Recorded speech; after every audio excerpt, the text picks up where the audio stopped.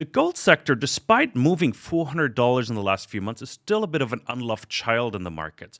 Wonder why that is. I've invited billionaire, entrepreneur, company builder, and founder of Equinox Gold on the program. It's Ross Beaty. Ross, it's great to have you on. So much knowledge, wisdom, and just brilliance, excellence in the sector. It's great to have you on. Thanks for making the time.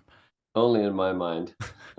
Well, and I think others as well. You touched and you moved a lot of people here in the sector. Definitely one of the mining legends, so I appreciate your time. And Ross, I mentioned just in the intro, gold has moved quite a bit since November. First, it went down from April 2022 to November, $400. Now we shot up $400. Everybody was happy to sell. Nobody's really happy to buy right now. What's your sense of sentiment right now? Well, when you say not everybody's happy to buy, that's not exactly correct because gold is hitting. I mean, gold last week hit almost a record high, $2,000 again. So gold's running. People are buying. Maybe not retail investors, but a lot of people are buying gold. I mean, there's very little not to like about gold right now. You have tightening is probably ending. Loosening really can't happen because inflation is running, and if they loosen more, inflation is going to get worse. So you're going to end up with something like stagflation, which is always really good for gold. Central banks are buying gold in record amounts. China, particularly, Russia, all kinds of countries that want to get off the U.S. dollar. The dollar is weakening. So you've got tremendous demand growth. You've got ETFs are now starting to see inflows. So that means retail investors are buying gold again. And gold's running like crazy. Gold's got great momentum, great legs. I think gold will shoot through its previous high. It's the metals are doing really well, and not just gold, but a lot of other metals like lithium and copper and cobalt and a lot of different metals are really having a party right now. Yeah, The no, problem is the equities aren't moving. exactly. That's sort of my point as well. Like, why is there such a lag? Has it moved too fast? Was volatility too extreme? Not really. No, I think what happens. Well, first of all, let me confess to saying I'm a little puzzled myself. The large caps have had a decent run. The mid caps have had a decent run, maybe 30 or 40% off the bottom of last November. November 3rd, I think, was the bottom. So that's not a bad run, 30 or 40% from the bottom. The laggards have been the juniors. The laggards have been the small cap stocks that are exploring for gold that just haven't had a bid. And that's a puzzle to me because I cannot say in all of my career that I've seen such a disconnect between the metal price, which is rising, and the equities that are either flat or declining. And it's a strange thing, but typically it will revert, and either the gold price will go down and come back to sort of where the equities are trading, which is highly unlikely in my view. I think gold has got great legs right now, great momentum, higher. And so the alternative will probably happen, which is that the equities will rise, and probably very suddenly. Typically in these kind of markets, when the investors go down market from the majors to the mid caps to the juniors have these crazy runs that just happen overnight. And this has happened several times in my career, and I can see it setting up for that right now because you've got this weird gap between the gold valuation and the actual equity valuation that's just not sustainable. So I think we're going to have a lovely run probably this year in the juniors, as well as the mid caps and somewhat in the seniors.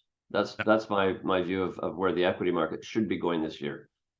No, it's absolutely puzzling. Like Equinox Gold, for example, as well, is still trading 50% below its April 22 highs, and gold is back at that same level, right? Yeah, I mean, Equinox itself has company-specific reasons for that, independent of the general sector. Equinox Gold was absolutely hammered last year for all kinds of reasons that had to do with investor nervousness about a huge mine that we're building in Ontario.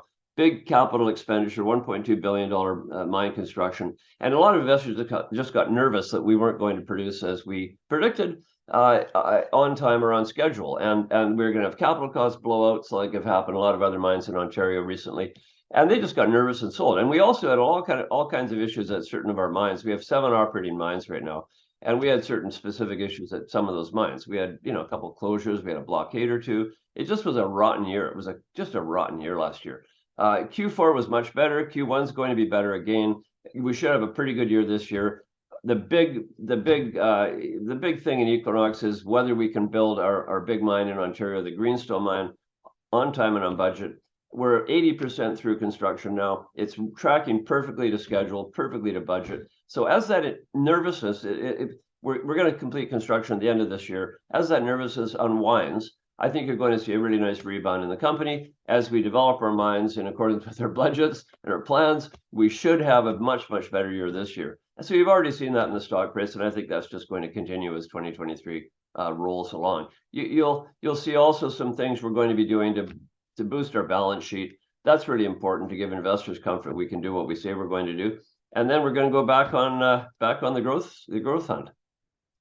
Couple follow-up questions to that, right? And you mentioned earlier you're looking at stagflation that's going on, meaning we have inflation but limited growth, right? And inflation usually hurts the miners as well, because I think you in another interview you mentioned that 50% or that diesel prices doubled. That's a big expense for miners, right?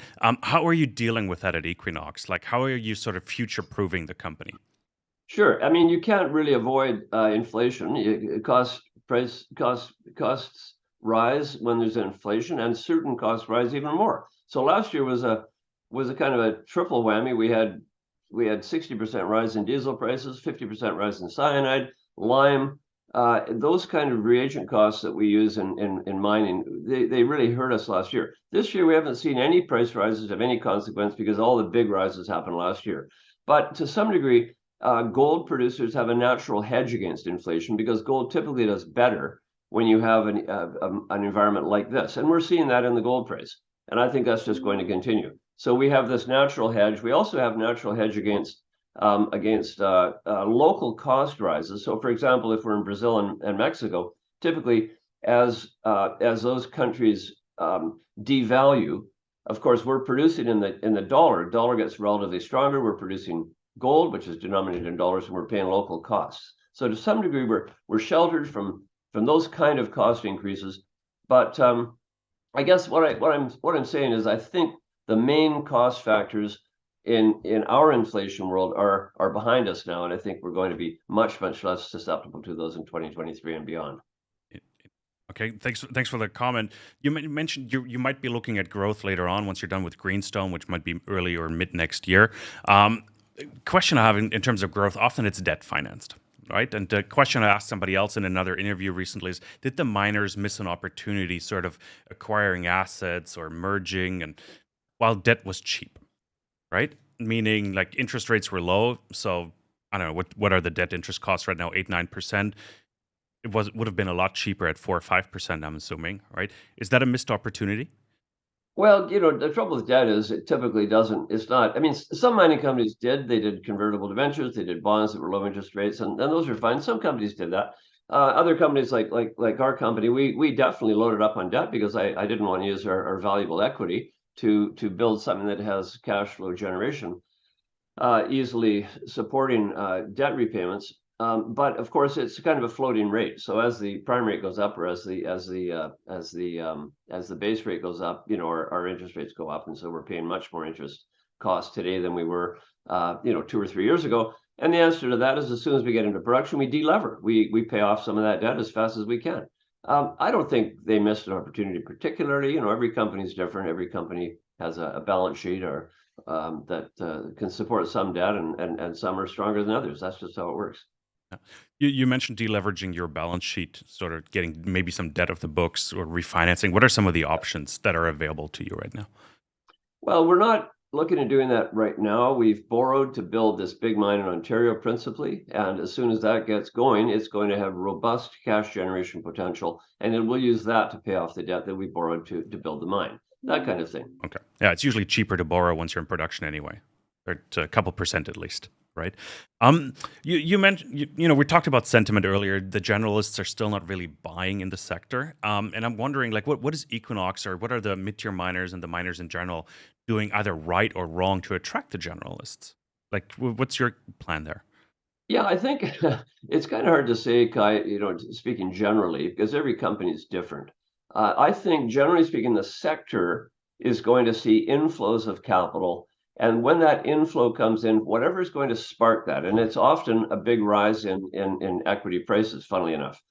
People tend to buy, later in the cycle then they should be buying right now. The most beat up stocks, the junior developers, are the best buys right now. The next best buys would be the solid sort of mid-tier producers like Equinox that are safer, lower risk, but they have slightly higher valuations, that's higher multiples. So a little bit less risk, but on the other hand, a little bit less reward potential.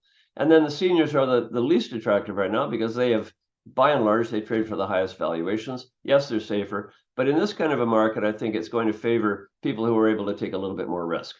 And that's going to happen. That's going to result, to the extent that I'm right, that the equity markets will rebound this year.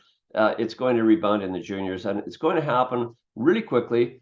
So investors who aren't part of that are going to wake up and see valuations rising, and maybe then they're going to buy, which is going to take it to another level. But the big moves are going to be behind them. So my advice that I'm taking it personally is buying right now in the sector. Looking at valuations again, Equinox is a good example as well. Like there's just so much catch up left to do. Of course, you have your internal issues, of course, but it's just synonymous with most of the other sector. Even the GDXJ, still trading 33% below April 2022 highs. Like it's still I don't know. I'm puzzled, right? So that's why, like I'm torn a little bit here whether we're seeing a head fake right now or if it's a bull trap with the gold price this high, and what are the next steps, right? And everything seems to be hinging on the Fed. What is the Fed doing? And sort of the pivot that everybody expects. We expected in November, everybody was bullish. It didn't really happen. The Fed said we're going to raise a few more times. Now they raised again. Well, It's tough, right? What do you see? Maybe that's maybe the question I'm leading up to here. Like, what do you see as a trigger, or what could be a potential trigger to set it all off? Like, you mentioned a I few factors. Like, what would you put your money on if you were a betting man? I'm putting my money on Mhm. betting on the equities in the sector. As I said, I think the big Yeah, move is going to be the juniors, and the mid tiers are going to have a nice move. But don't forget, there's this notion of leverage. So for every 1% the gold price goes up, the equities are going to go up 2 or 3 or 5%, and that's what you want. But that only happens in a rising market. So if the gold price actually goes down, these stocks will be crushed like they were last year. You saw that. So your question is this a head fake? I don't think it is. I don't think it is. I'm very bullish on the gold price, as you can tell. And if you're bullish on gold, gold is going to go higher. In your view, gold is going to go higher, and that means you want to be looking out for the equities that have the most leverage, the most beta to the gold price. Amongst the producers, there's companies like Equinox that have the highest leverage. You can simply do the numbers. The beta in Equinox is higher than any other gold producing company, I think, on the market, which is why it has these really volatile moves, which work really well when gold is going up and work really badly when gold is going down. But then amongst the juniors that don't have production, you just have to look at their resources, you have to look at their exploration potential and other things other than income numbers or producing metrics. And you've got to pick the ones that have the most leverage, say the highest resources, the best locations, the strongest management team, the capital to fund their dreams and fund their exploration programs. You've got to look at all those things, but those will have the highest leverage when the gold price really moves, and when investors are convinced it's going to move, they're going to get into those things. And when you have a lot of money flowing into just a tiny universe in terms of market value, you have explosive moves. We've seen that before, and I'm going to predict that we're going to see that again. Well, risk capital dried up last March, or actually in April, because there was a bit of a 4-week delay there, right? And you mentioned the juniors, so risk capital dried up going into the juniors. It came back in November. Like in the current environment, like, do you have a time frame in mind where things might loosen up a little bit? I'm going to put you a bit on the spot here, Ross, but do you have a bit of a time frame in mind? Is it really that Fed related? Once the Fed says we're done raising rates, is that when that's where I was asking earlier about the trigger. Will this be the trigger where risk capital sort of flows back? It's hard to say what the trigger will be. I think it's a general view that investors should put money into gold equities rather than the general stock market, rather than in cryptos, rather than in real estate, rather than in bonds, rather than all these other investment categories. And anybody taking a view on the dollar weakening, on stagflation happening, on continuing central bank purchases of gold should be buying gold and companies that are levered to gold, like junior exploration companies, junior and intermediate producers, and lastly, I would say the senior producers, unless people are really risk averse. So the whole sector will run. The smallest caps will run the most that are solid companies, and the mid caps are probably to me the place to kind of dwell on or focus on in terms of risk reward. Question now, like it's a value versus growth story. Should miners pay a dividend or should they buy assets? There's nothing wrong with the dividend. Equinox Gold, I just can't wait to have Equinox Gold pay a dividend. It's a formal acknowledgement that you have surplus cash, you have an opportunity to return to investors something on the basis of production results, as opposed to simply capital gains, which has been how we've tried to reward our investors so far. But as soon as you have the ability to, you should pay a dividend. So dividends are great. I don't think you have to pay a huge dividend. And so you've really got to make that balance between how do you fund your company? Do you fund it entirely through your retained earnings in terms of growth, or do you share it with investors? That's a company specific call, and it depends on a lot of timing, on company's capital structure, and on the company's growth profile. And one thing that's been an interesting thing in the last sort of 7 or 8 years is how investors have rewarded companies that don't have a growth profile, that give their retained earnings or give their net cash flow to investors through either share buybacks or dividends. And that works in a certain place in the cycle, but it doesn't work in another place in the cycle. And investors are very fickle. They demand a company does something in 1 year that 4 or 5 years subsequently they criticize them for, and they demand they do something else. So, for example, because we've gone through this phase since about 2012 of very minimal growth in the larger cap companies' gold production profiles, they're starved for growth today. And investors are going to want to say, where are the companies that have growth? And that's something that I've wanted to try to deliver with Equinox Gold, this immense growth profile where we've gone from basically nothing 5 years ago. We're producing 600,000 ounces a year right now, and we have internal growth in our project in Ontario, another one in California, another one in Brazil, another one in Mexico, that will take our production to almost double today's production profile just in a few years. So we have all this internal growth, and I think at some point investors will reward that. Will reward companies that have that growth rather than the companies that don't have that growth and are simply paying dividends to their shareholders. So that's kind of how things change over time. And you try to build, I've tried to build this company for what I think investors will be rewarding in the near future, as opposed to what they've rewarded in the past. Interesting So answer to the question. focused.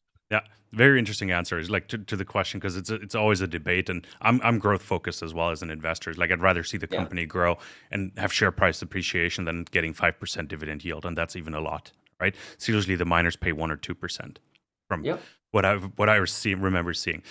Ross, you brought it, sort of talked about the plans. Like, what is the end goal for you personally with Equinox, and for the company itself?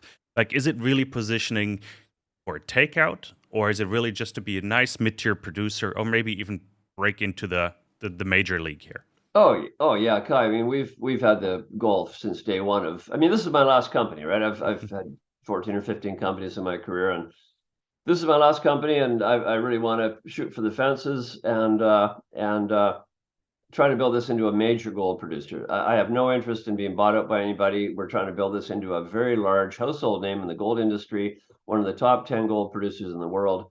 That's our long-term plan. We're going to get there by continuing to do what we've been doing, simply acquiring and building mines, discovering mines, all the usual stuff. There's no great rocket science to this. Put your head down, work hard, build a company, stay focused, and we're going to get there. So, I guess the real model for Equinox is what I did with Pan American Silver, where after 25 years, we became from nothing, we became the world's second largest silver producer with a lot of gold production as well.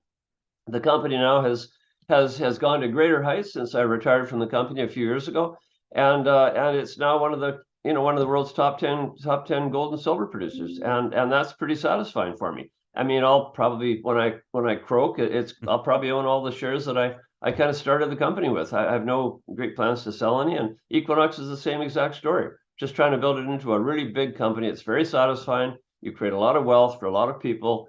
a lot of communities, a lot of countries.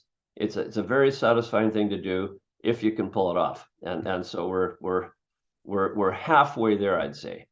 Fantastic. Yeah. Okay. Appreciate that. Like that's the corporate part, obviously. How does it align with your personal plans? Like, and I have to ask since you brought it up, the when you croak topic, right? I was like, it's a terrible topic Sure. to talk about, but like other mining and or other like let's call them finance legends like Warren Buffett have pledged their shares to Well, philanthropy, right? Kai, none of us is getting out of this alive. So, we all have that destiny. We're we're gonna fertilize the world's worm population someday. And when that happens for me, the legacies I'm going to leave behind are companies like Equinox and Pan American Silver and a renewable energy company that I began 15 years ago. That's now become a big company, and that kind of stuff. But on the personal level, I'm a very passionate environmentalist. I've put a lot of my own money into a foundation called the Sitka Foundation, which will outlive me, and it's dedicated 100% to environmental philanthropy. I'm also doing a lot of stuff personally besides that, in the area of land protection. I'm the chair of the BC Parks Foundation, and we're trying to protect huge areas of British Columbia uh, forever. And that's something that, again, from the standpoint of legacy, is something that I'm working hard on, so I can leave something that I think will support my children and their children and their children and all the species that humans rely on to keep us healthy. And that's really something that I'm doing now as much as anything else in the corporate world. No, I love that. BC Parks is what a great place. Like I love touring BC when I lived in Vancouver. So Yeah, I highly appreciate. So amazing. That's parks are great. good everywhere. Oh my goodness, that's amazing, Ross. Thanks for being so open about your personal plans as well. I really appreciate it. I think we covered all the topics I wanted to discuss with you. We talked gold, we talked the juniors, we talked sentiment, and we covered I think most of Equinox. So Perfect. Ross, all I can say is thank you for your time. I really appreciate it. It's great seeing you again, and hope to catch up with you again soon, Ross. Thank you All so right, good much. wishes. Thanks, Kai. And everybody else, thank you so much for tuning in. This was Soar Financially. We were joined by the fantastic Ross Beaty. He's the chairman of Equinox Gold, and I think it's safe to say a mining legend, right? He said Well, in himself. in my own mind, anyway. No, you've had 14, 15 companies. Most of them were extremely successful or are still extremely successful. Yeah, So I think it's safe to say you're definitely a mining legend, somebody people look up to. And thank you. I'm deeply appreciative that you came on Soar Financially to share some of that with us. So thanks for that. And I'm going to remind everybody to subscribe to the channel, obviously down here below. Really appreciate it. If you have any comments, leave them down below as well. Appreciate your time. Thank you so much. We'll be back with more.